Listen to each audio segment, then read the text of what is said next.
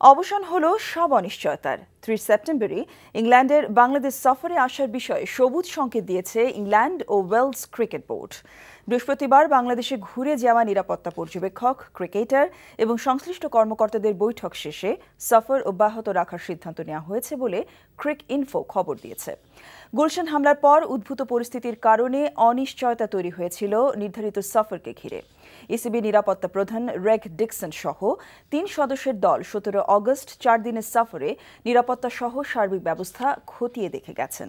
বৃহস্পতিবারে বোর্ড সভাতে পর্যবেক্ষকরা English test অধিনায়ক অ্যালিস্টার কুক, সীমিত ওভার অধিনায়ক এভিন মর্গান সহ বোর্ড কর্মকর্তাদের কাছে নিরাপত্তা ব্যবস্থা ও ঝুঁকির মূল্যায়ন তুলে ধরেন। সভা শেষে বোর্ড পরিচালক অ্যান্ড্রু স্ট্রাউস বলেন, বাংলাদেশ ইংল্যান্ডের সফর পরিকল্পনা অনুযায়ী এগোবে। তিনি বলেন, ক্রিকেটারদের নিরাপত্তার বিষয়টি সবসময়ই গুরুত্বপূর্ণ। সেখানকার ঝুঁকির আগাগোড়া মূল্যায়ন, বর্তমান পরিস্থিতির গভীর পর্যবেক্ষণ এবং নিরাপত্তা প্রতিশ্রুতি সম্পর্কে ধারণা পেয়েছি। সেসব পরামর্শ এবং সহায়তার উপর আমাদের আস্থা আছে।